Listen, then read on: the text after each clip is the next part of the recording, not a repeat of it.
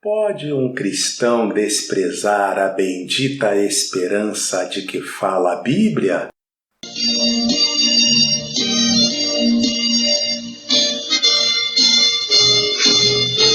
Lição 13. Olhos voltados para a bendita esperança. Essa lição tem o textuário que segue. Aguardando a bem-aventurada esperança e o aparecimento da glória do grande Deus e nosso Senhor Jesus Cristo. Epístola de Paulo a Tito, capítulo 2, versículo 13. Já vou adiantando que eu prefiro, nesse caso, a versão da Bíblia revista e atualizada, onde ela usa o termo bendita esperança. Então aqui a gente falou aguardando a bem-aventurada esperança, seria aguardando a bendita esperança. Então, porque nesse caso, bem-aventurada e bendita são sinônimos. E eu sou o pastor Israel, sou pastor, sou teólogo, sou economista e, sobretudo, sou servo do Deus Altíssimo. É uma boa oportunidade também para você participar da obra de Deus, ajudando aí na divulgação, ou seja, compartilhando. Então você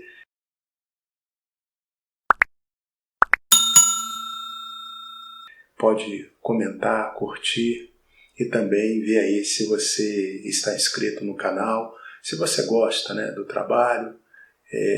Tudo isso ajuda a divulgar e alcançar outras pessoas. É tudo para a glória de Deus.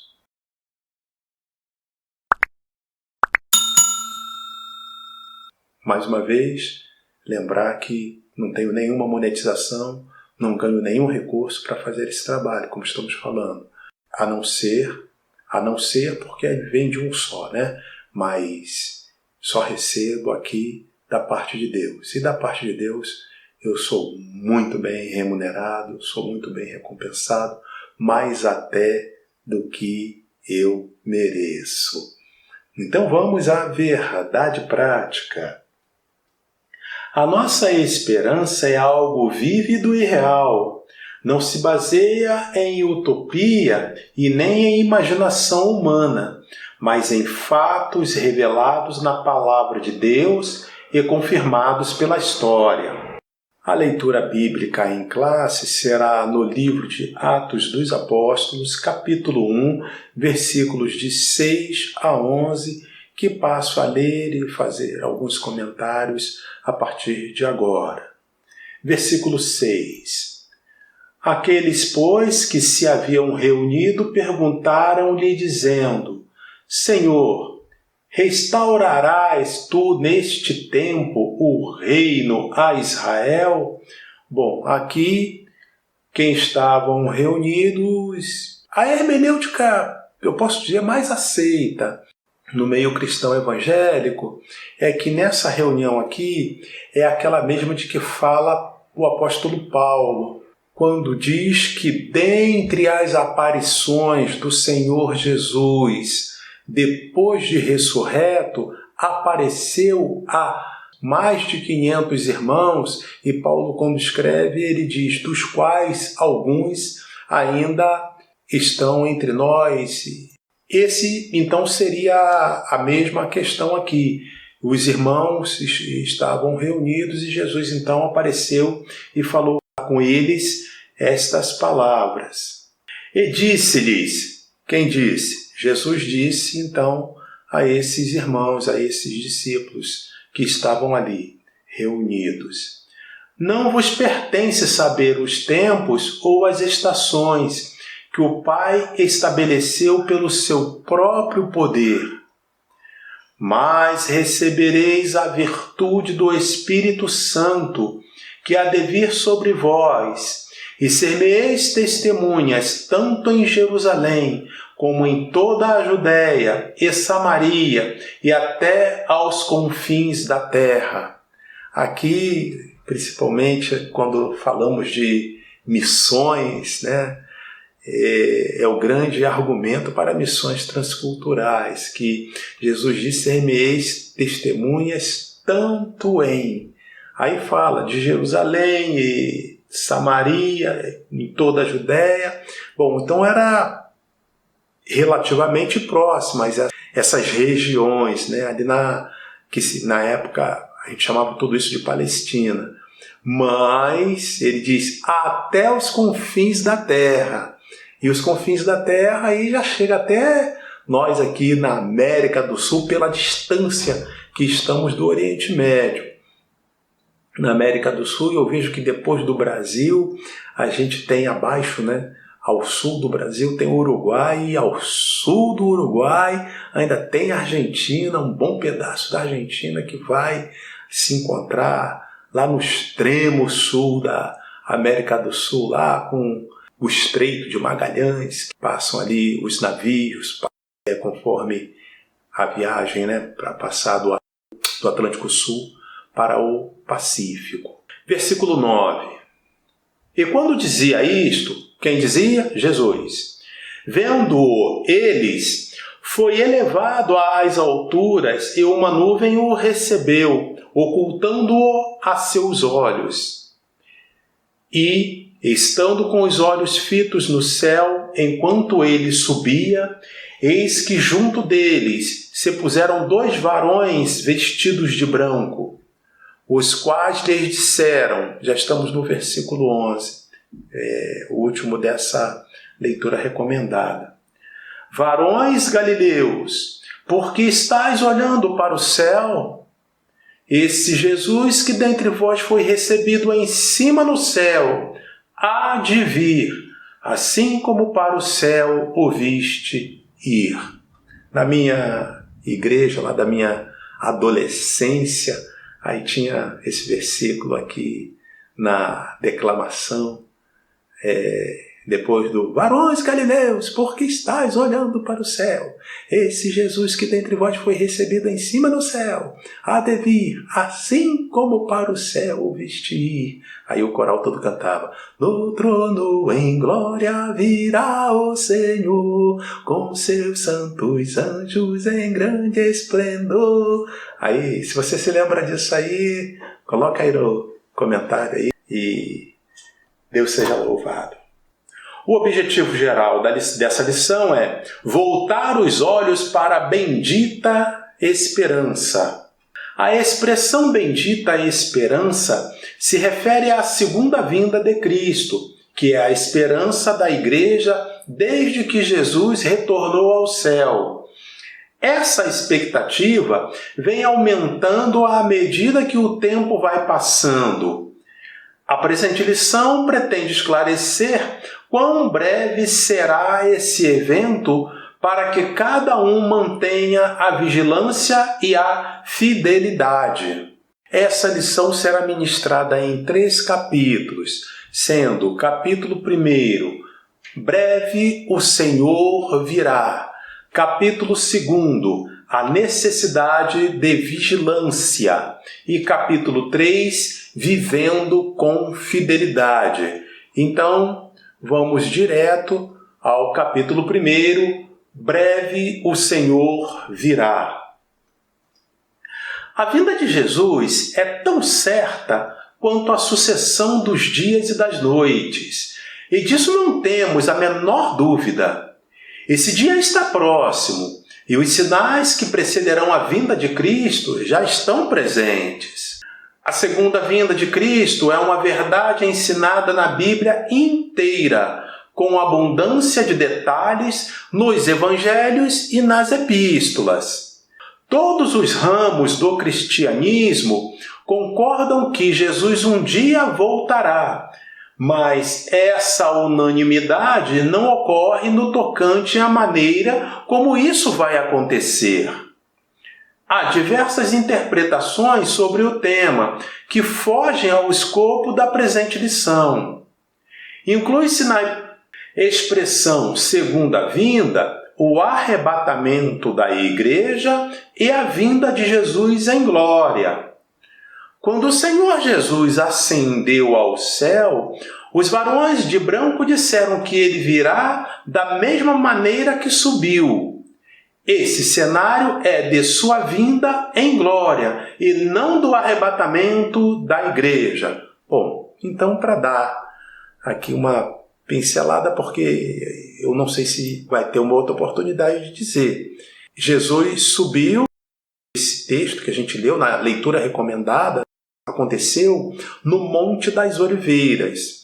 Então, um dos reforços que nós temos, como aquela profecia, aqueles dois varões de branco que apareceram ali sobrenaturalmente e disseram: esse Jesus que dentre vós foi recebido em cima no céu, há de vir assim como para o céu o viste ir. Então, é para a gente dizer que quando Jesus voltar, isso teria que ser mais detalhado. Primeiro a igreja é arrebatada.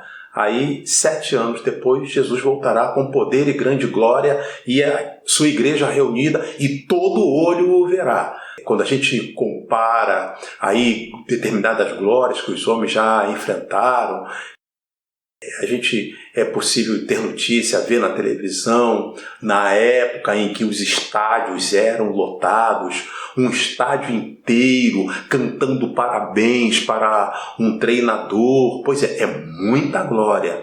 Pois é, Jesus virá com poder e grande glória, significa que será uma glória que o mundo jamais vislumbrou. E será no Monte das Oliveiras. Ele prometeu voltar para nos buscar e nos levar para o céu. Mas parece que antes do Pentecostes, os discípulos ainda não tinham uma compreensão exata dessa vinda, pelo que se pode observar na pergunta dos discípulos.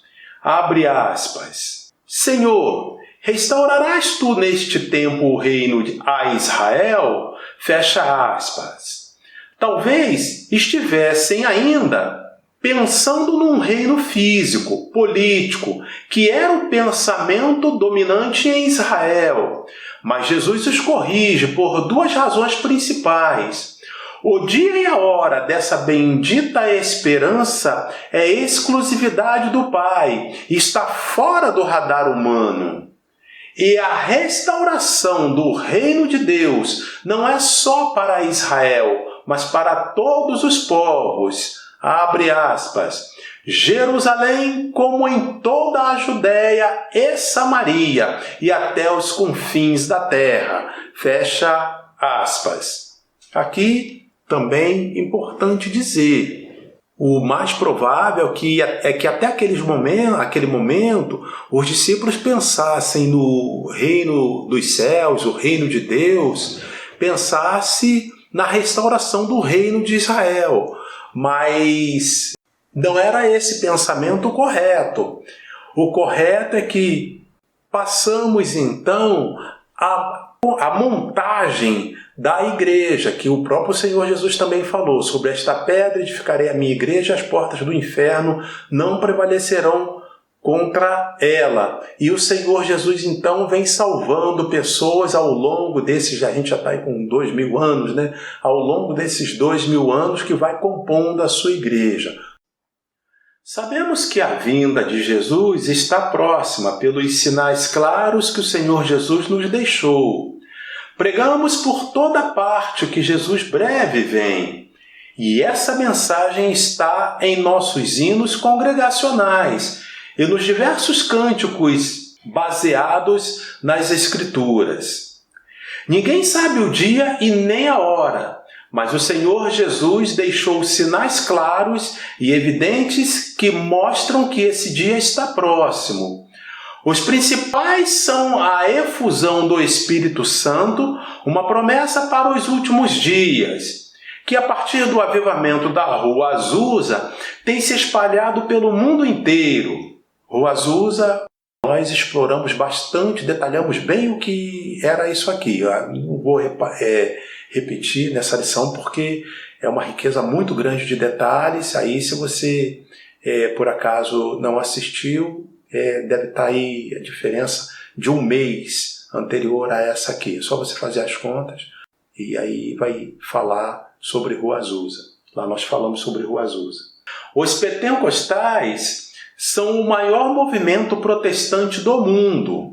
O outro sinal evidente é a fundação do Estado de Israel, que desde 1948 ostenta sua bandeira tremulando na sede das Nações Unidas como Estado soberano.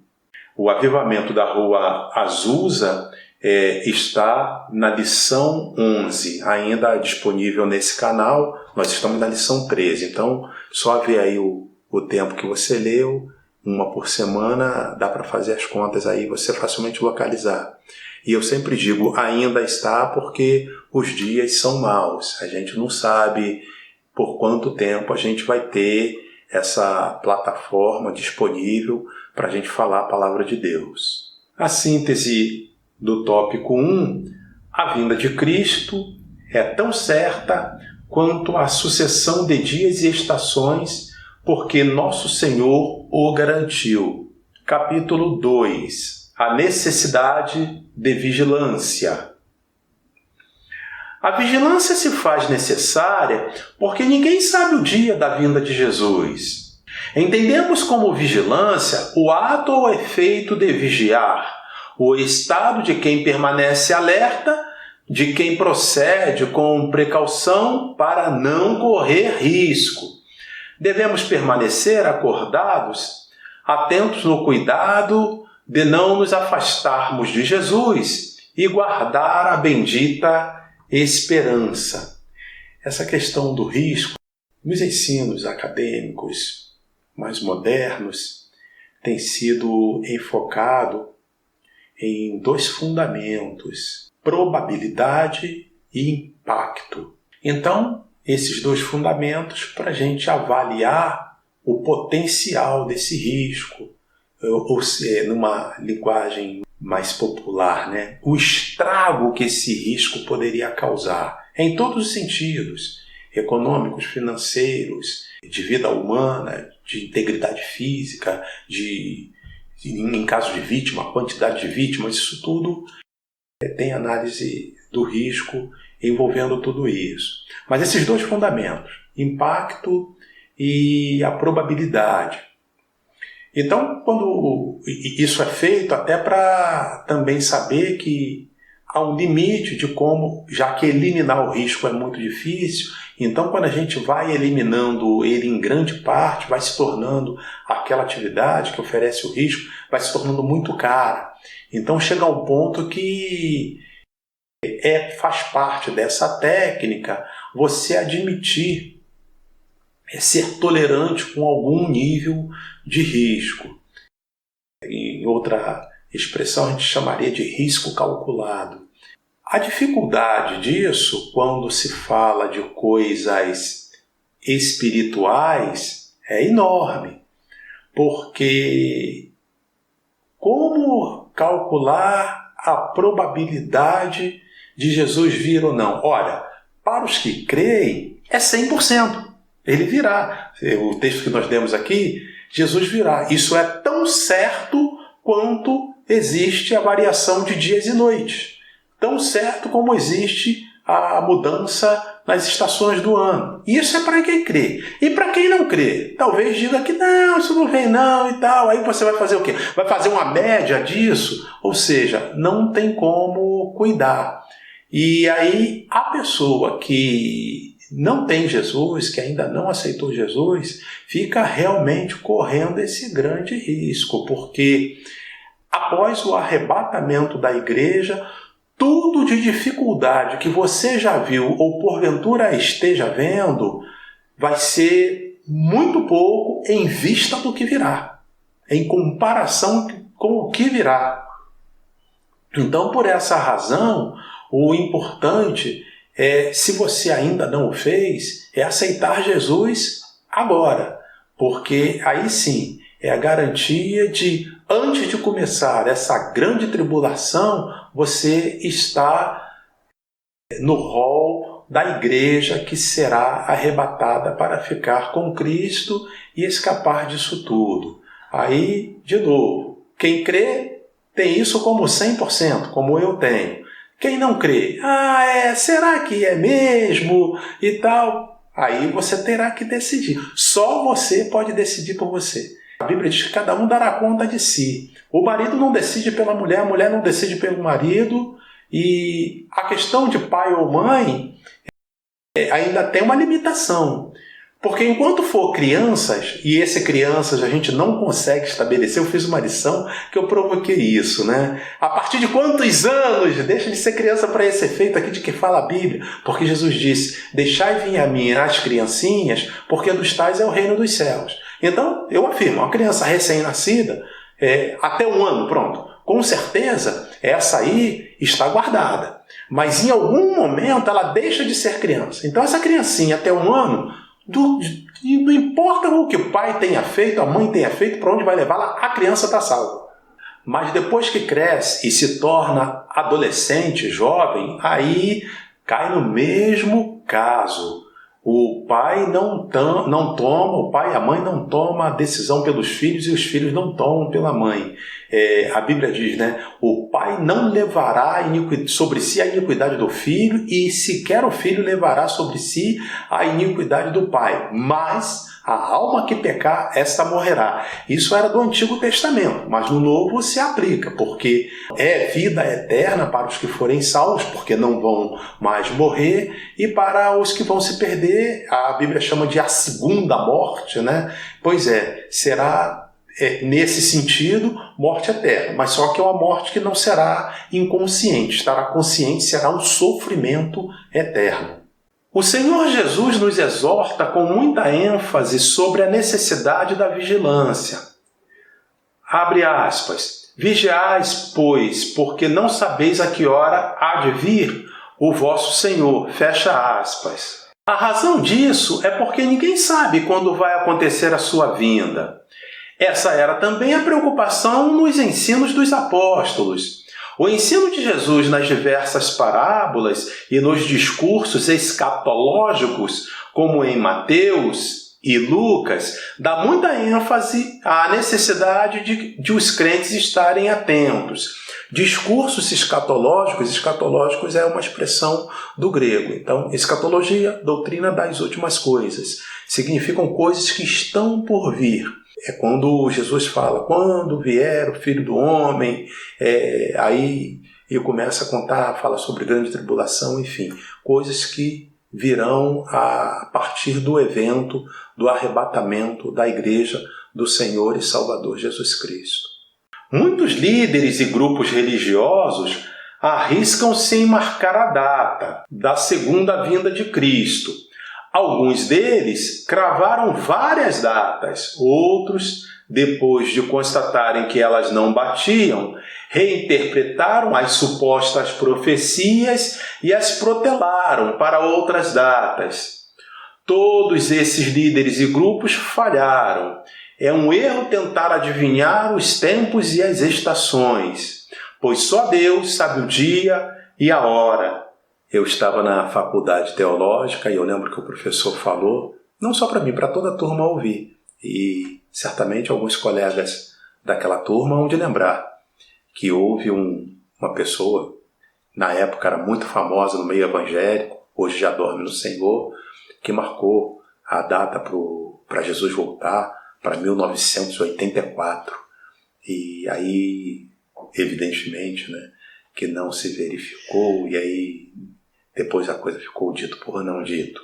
Então é um erro crasso, a gente pode dizer, um erro grosseiro, alguém querer cravar a volta do Senhor. Por outro lado, os globalistas estão trabalhando já muito sério com relação a isso. Já tem os mais apressadinhos, já querem fazer moeda única, os mais apressadinhos já querem fazer o sinal, que será o sinal da besta, e assim vai. Mas olha, isso só vai acontecer no tempo que Deus permitir. Tem que ter isso muito claro. O diabo só faz as coisas como Deus permite, quando Deus permite, é assim que funciona. A palavra de Deus rejeita todas as falsas expectativas acerca da vinda de Cristo. Essa maravilhosa doutrina tem como objetivo trazer esperanças aos crentes, não incredulidade, falsa expectativa e ou alarmes falsos. Já podemos responder a pergunta de abertura do vídeo, né? Que a gente perguntou se o cristão pode descuidar, abrir mão da bendita esperança. Definitivamente que não pode. E aí eu cito aqui, primeira epístola de Paulo aos Coríntios, capítulo 15, versículo 19. Se esperamos em Cristo só nesta vida, somos os mais miseráveis de todos os homens. E eu tive um professor que também já dorme no Senhor, era um professor no tempo de escola dominical. Ele, quando chegava nesse versículo aqui, ele aí usava todos os adjetivos. Somos os mais miseráveis, somos os mais idiotas, somos os mais acéfalos, porque não dá para um cristão esperar em Cristo apenas para essa vida, porque a grande missão da igreja é estar pronta, preparada para a volta do Senhor e Salvador Jesus Cristo. A síntese do tópico 2: é preciso estar vigilante quanto à vinda do Senhor e prevenidos contra os falsos alarmes. Capítulo 3: Vivendo com fidelidade. Viver com fidelidade é adotar um estilo de vida cristão na esperança da vinda de Jesus. Assim como Deus é santo e exige santidade do seu povo, da mesma maneira, um Deus fiel exige fidelidade de seu povo. Fidelidade é a qualidade de ser cheio de fé, característica do que é fiel, lealdade. Os termos fidelidade, verdade, lealdade pertencem ao mesmo campo semântico na Bíblia. Abre aspas. Seja o Senhor entre nós testemunha da verdade e fidelidade. Fecha aspas. Mostrando toda a boa lealdade. Fidelidade é uma demonstração de fé, lealdade, respeito, constância nos compromissos assumidos. A verdade é um dos atributos morais de Deus, do qual reflete outras perfeições divinas, dentre as quais a fidelidade. Deus é fiel. A fidelidade de Deus é grande e expressa uma absoluta confiança, cuja ideia é de firmeza. Assim como ele cumpriu a promessa da vinda do Salvador do mundo, de igual modo, podemos considerar como fato incontestável a segunda vinda de Cristo Jesus. Os atributos morais de Deus são aqueles cujas ressonâncias e reflexos são vistas nas criaturas humanas. A fidelidade é uma das virtudes cristãs proveniente do Espírito na vida do crente. Essa verdade é ensinada em toda a Bíblia, de maneira direta nos relatos históricos e proféticos, nas parábolas e ilustrações como importante virtude na vida cristã. Jesus responde à pergunta dos discípulos, ampliando o horizonte desse reino. Abre aspas. Não vos pertence saber os tempos e as estações. Fecha aspas. Essa resposta foi dupla. Tempos, no grego, nessa passagem, é cronos e significa um longo período. Haveria um espaço de tempo para a pregação do Evangelho entre a descida do Espírito Santo e a vinda de Cristo. Estações, nesse verso, é kairos, que significa ocasião e se refere aos eventos críticos que devem acompanhar o estabelecimento do reino. Tempos e estações, tanto um quanto o outro, são prerrogativas de Deus. A síntese do tópico 3: a fidelidade é um dos atributos morais de Deus que se espera achar no crente. Concluindo, viver com fidelidade é ser fiel e leal a Deus durante toda a vida. A fidelidade ao Senhor Jesus é uma das condições para herdar o reino dos céus. O Senhor Jesus falou reiteradas vezes sobre a sua vinda. Ao ascender ao céu, 2 anjos reafirmaram essa promessa. Abre aspas. Esse Jesus que dentre vós foi recebido em cima no céu, há de vir, assim como para o céu o vistes ir. Fecha aspas. A volta de Jesus para nos levar ao céu é a esperança da igreja. A esse evento, a Bíblia chama de bem-aventurada ou bendita esperança. Após a lição passada, teve uma irmã, eu não vou citar o nome em público porque não combinei, eu nunca faço isso, não cito o nome se a pessoa não tiver me autorizado claramente para fazê-lo. Mas ela me perguntou uma dúvida que dizia a ela, já tinha algum tempo, e eu acabei, ao ir meditar nesse negócio, vi que se encaixa perfeitamente no que estamos estudando já nessa lição aqui. A pergunta dela foi por que aquele enfermo, e depois a gente aprofundou a pesquisa, é o cego Bartimeu, se referiu a Jesus como Jesus, filho de Davi. Bom, eu preparei aqui um elenco de passagens para a gente enriquecer isso aqui. Eu vou citar algumas passagens e aí vou lançar aqui por inteiro aqui na tela. E aí depois, se você achar por bem, você pode copiar. Tem uma irmã que faz um resumo da lição no caderno, me mostrou o caderno, passou a foto para mim e eu fiquei muito feliz. Glória a Deus por isso.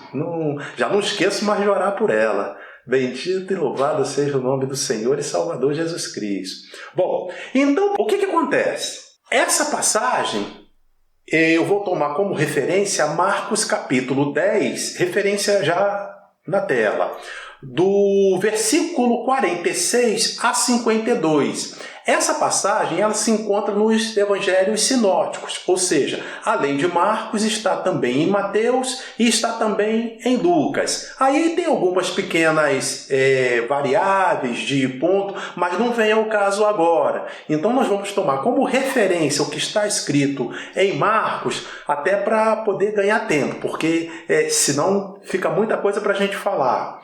Muito bem, o texto diz que Jesus ia saindo de Jericó e então a multidão seguindo a Jesus e um cego começou a gritar, evidentemente, né? Ele perguntou o que está acontecendo, aí alguém falou, é Jesus que vem passando e vem a multidão com ele. E ele começou a gritar, Jesus, filho de Davi, tem misericórdia de mim. E aí algumas pessoas chegaram para ele, fica quieto aí, não faz barulho não, a gente quer escutar o que ele fala. E quando a pessoa quer se dirigir a Jesus, às vezes tem uma série de barreiras que precisam ser transpostas. Mas diz a Bíblia que o cego não se intimidava, ele gritava cada vez mais forte, Jesus, filho de Davi, tem misericórdia de mim. Aí Jesus, escutando, disse para alguém, vai lá e chama e traz ele até aqui. E aí um dos discípulos foi lá e chegou diante do Bartimeu. Olha, tem bom ânimo, porque o mestre te chama, vem comigo. E aqui em Marcos ainda diz que o cego jogou de si a capa, porque aquela capa era a marca do cego, né? Era para que ele fosse identificado e até para que as pessoas tratassem ele com mais humanidade por conta daquela capa que já identificava, se trata de um cego. Ele já lançou de si a capa quando se dirigiu para Jesus, já em mais um ato de fé. E chegando lá em Jesus, perto de Jesus, Jesus perguntou para ele, que queres que te faça? Ei, meu Deus do céu, a gente precisa falar, nem que seja rápido. Alguém vai dizer, mas que pergunta é essa estranha? Perguntar ao cego, que queres que te faça? Precisa perguntar. Precisa. Ser humano é assim. Se não perguntar, aí cura. No momento seguinte, ele está blasfemando de Deus, e quando alguém contar, mas rapaz, você foi curado por Deus, agora falar um negócio desse, fazer uma coisa dessa, ele vai dizer, quem curou, curou, curou porque quis, eu também não pedi nada. Ser humano faz isso. E como a gente ouve? E como faz? Então, Jesus vai direto ao ponto. Que queres que te faça? Aí ele diz, Senhor, que eu veja. E Jesus disse, vai, a tua fé te salvou. E o cego passou a enxergar. Bom, o ponto é, por que ele se referiu a Jesus como filho de Davi? Aí a gente começa com várias situações.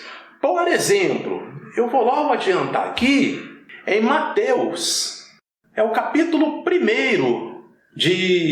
do Evangelho de Mateus. Ele começa dizendo assim, livro da geração, Mateus capítulo 1, versículo 1. Livro da geração de Jesus Cristo, filho de Davi, filho de Abraão. Bom, então peraí, o negócio tem eco, né, como a gente diria. Porque Mateus também chama Jesus de filho de Davi. Mas é interessante que na mesma linha, ele já diz assim, Jesus Cristo, filho de Davi, e vírgula, filho de Abraão, ou seja, de que Davi é filho de Abraão. E o próprio Mateus vai registrar lá no versículo 17, assim, de sorte que todas as gerações desde Abraão até Davi são 14 gerações. E desde Davi até a deportação para a Babilônia, 14 gerações. E desde a deportação para a Babilônia até Cristo, 14 gerações. Ou seja, de Davi até Cristo, são 28 gerações. Mas ainda assim, Mateus também usou essa expressão, filho de Davi. O que está muito claro é que era costume, pelo menos até aquela época, até ali o primeiro século, o início ali da igreja, de os filhos chamarem seus ascendentes de pais, assim como os homens também chamavam sua descendência de filho. Então já era neto, que chama bisneto, trineto, chamava de filho. E aquele filho também chamava o antigo, no caso aqui a gente viu que é uma distância muito grande, mas o próprio Mateus fez esse registro. Ele enfatiza que Jesus era filho de Davi, ou seja, 28 gerações. E, além disso, que Davi era filho de Abraão, ou seja, 14 gerações ainda estava valendo isso. Bom, a gente poderia ainda reforçar que quando o Senhor, isso está no livro de Êxodo, quando o Senhor apareceu a Moisés, capítulo 3 de Êxodo, e se apresentou para Moisés assim, eu sou o Deus de teu pai Abraão, o Deus de teu pai Isaque e o Deus de teu pai Jacó. O próprio Deus usou essa expressão. Da época que Jacó chegou no Egito até Moisés, são 400 a 430 anos. Mas mesmo assim, Deus chamou Moisés de filho de Jacó. E filho de Isaque, Isaque, pai de Jacó. E filho de Abraão, Abraão, avô de Jacó. Então, para entender que essa questão da descendência, ela se comporta assim. Mas esse clamar por Jesus, filho de Davi, tem um componente de fé ainda maior. Observe só, em 2 Samuel, capítulo 7, versículo 13, está escrito assim: este edificará uma casa ao meu nome, e confirmarei o trono do seu reino para sempre. O que é isso? O profeta Natã está falando para Davi que o seu descendente imediato, que era Salomão, haveria de construir um templo para o Senhor, e ele já adiantava para Davi, o profeta Natã, que o Senhor haveria de manter o reino de Davi para sempre. Reino de Davi para sempre?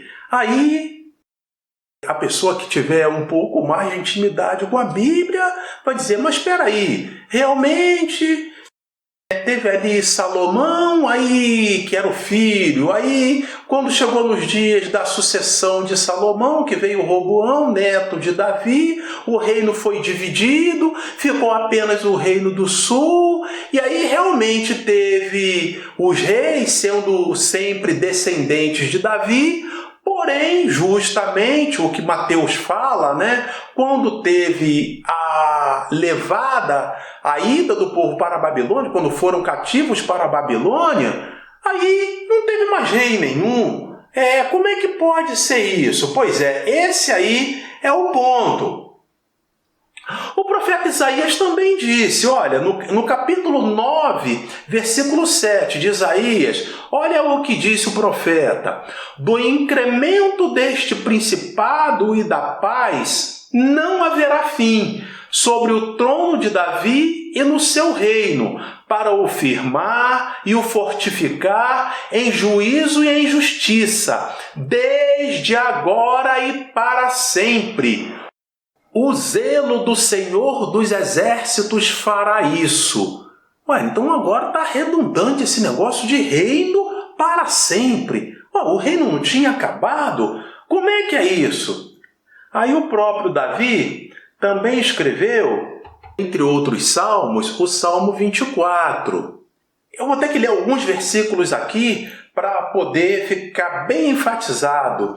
Levantai, ó portas, as vossas cabeças. Levantai-vos, ó entradas eternas, e entrará o Rei da Glória. Estamos lendo o Salmo 24, versículos de 7 a 10. Quem é este Rei da Glória? O Senhor forte e poderoso, o Senhor poderoso na guerra. Levantai, ó portas, as vossas cabeças, levantai-vos, ó entradas eternas, e entrará o Rei da Glória. Quem é este Rei da Glória? O Senhor dos Exércitos, ele é o Rei da Glória. Então, observe que agora Davi escreve. Esse salmo aqui ele é profético, é para coisas que ainda não aconteceram, o Rei da Glória. Quando Jesus chegou, ele anunciou uma mensagem: arrependei-vos, porque é chegado o reino dos céus. Não tem um reino. É chegado o reino dos céus. Então é isso que cria toda essa expectativa e como essas coisas vão se juntar. Muito bem, Mateus já deu ali uma clareza quando a gente leu, né? Jesus, filho de Davi, mas aí tem mais riquezas de detalhes que a gente consegue ver nas Escrituras. Depois do arrebatamento da igreja, vão passar 7 anos e o Senhor Jesus voltará. E então ele vencerá o anticristo e todos os exércitos que estiverem junto com ele, todos serão vencidos. Diz a Bíblia que será fartura de carne para dar para os abutres. Tanta gente que terá se levantado contra o Senhor e vai morrer. E a partir deste momento, o Senhor Jesus, eu disse que ele vai descer em Jerusalém, no Monte das Oliveiras. Não é porque eu acho, é porque a Bíblia diz. No Monte das Oliveiras. E aí, Jesus vai passar a governar toda a terra a partir de Jerusalém, por 1000 anos. Aí se cumpre por inteiro todas essas profecias de o Rei da Glória, o reino dos céus. Aí se cumpre tudo isso. E até o que Paulo escreve, né? Diante do qual todo joelho se dobrará e toda língua confessará que Jesus Cristo é o Senhor. Referência no quadro, na tela. Para a glória de Deus Pai. Olha, isso, até a nossa realidade está longe disso. Nesse momento, e tem gente que faz piada de Cristo. É o insensato, né? Mas pastor Israel já viu uma pessoa muito bem formada, muito bem afortunada, com uma boa conta bancária, muito rico. Pois é, a Bíblia diz que é coisa do nécio, é coisa do tolo não crer em Deus. Mas é isso que vai acontecer. mais algumas passagens que são interessantes. Zacarias capítulo 14, versículos 16 e 17. E acontecerá que todos os que restarem de todas as nações que vierem contra Jerusalém subirão de ano em ano para adorarem o Rei, o Senhor dos Exércitos, e para celebrarem a festa das cabanas. E acontecerá que se alguma das famílias da terra não subir a Jerusalém para adorar o Rei, o Senhor dos Exércitos, não virá sobre ela a chuva. Entendeu direitinho? Zacarias está falando isso. Lá no Antigo Testamento, algo que ainda vai se cumprir. Pois é, o Senhor Jesus estará reinando lá em Jerusalém. De toda parte da terra, todo mundo tem que ir uma vez por ano a Jerusalém para adorá-lo. E se não for, naquela cidade não cairá chuva. Para quem já fez viagem aí para lugar de deserto, até geralmente a viagem para Israel, quando tem uma esticada que vai até o Egito, então o pessoal conhece bem clima de deserto. É difícil a beça. E até para quem está até em Brasília mesmo. Brasília tem uma época do ano que não chove. Já está quase chegando nela aí, lá para abril, maio. Aí tem uma época que não chove. Aí passa ali alguns meses sem chover, e a gente vê a dificuldade que é do clima. Pois é, aí aqui está sendo profetizado desta maneira: todos irão adorá-lo. É o Senhor Jesus, é o Rei mesmo. Retomando, porque a gente está falando tudo isso. Quando aquele cego Bartimeu clamou: Jesus, filho de Davi, tem misericórdia de mim, ele estava demonstrando crer que Jesus era aquele profeta que estava curando várias pessoas com todo aquele poder, e ele estava também crendo que Jesus, em algum momento, mesmo que ele tivesse se enganado, achando que era logo naquele momento seguinte, como a gente já falou no início da lição, mas em algum momento, Jesus vai reinar sobre toda a terra. Então, por isso que é filho de Davi, porque o reino de Davi não terá fim, como a gente já leu. E eu ainda vou dar mais umas reforçadas aqui. 50 as contas aí, que aí você vai guardando isso tudo como referência. E ainda Daniel, capítulo 2, versículos de 37 a 44. Eu deixo aqui a referência, mas vou ler para você só o versículo 44. Mas nos dias desses reis, o Deus do céu levantará um reino que não será jamais destruído, e esse reino não passará a outro povo. Esmiuçará e consumirá todos esses reinos e será estabelecido para sempre. E para a gente fazer logo o trabalho aí, deixar bem mais completo, na visão e as revelações que João teve e escreveu o livro de Apocalipse, olha o que aparece. Apocalipse capítulo 5, versículo 5. E disse-me um dos anciãos: não chores, eis aqui o leão da tribo de Judá, a raiz de Davi, que venceu para abrir o livro e desatar os seus 7 selos. Apocalipse 5, versículo 5. E tem ainda Apocalipse capítulo 19, versículo 16. João descrevendo de como ele viu o Senhor Jesus, e o pequeno trecho que é para enfatizar o que nós estamos falando. Então, Apocalipse 19, versículo 16. E na veste e na sua coxa tem escrito este nome: Rei dos reis e Senhor dos senhores. E ainda, como referência, Apocalipse capítulo 20, de 1 a 5. Mas eu vou ler para você aqui o versículo 4 e o versículo 5. E vi tronos, e assentaram-se sobre eles aqueles a quem foi dado o poder de julgar. E vi as almas daqueles que foram degolados pelo testemunho de Jesus e pela palavra de Deus, e que não adoraram a besta nem a sua imagem, e não receberam o sinal na testa nem na mão. E viveram e reinaram com Cristo durante 1000 anos, mas os outros mortos não reviveram até que os 1000 anos se acabaram. Bom, durante os 1000 anos, a igreja do Senhor Jesus Cristo, que tiver sido arrebatada, estará reinando com ele. Rei dos reis e Senhor dos senhores. Diga glória a Deus. Se gostou, dê o like, curta, compartilhe, verifique se você está inscrito no canal, não deixe a sua inscrição acabar. Deus abençoe você e sua casa, em nome de Jesus. Amém.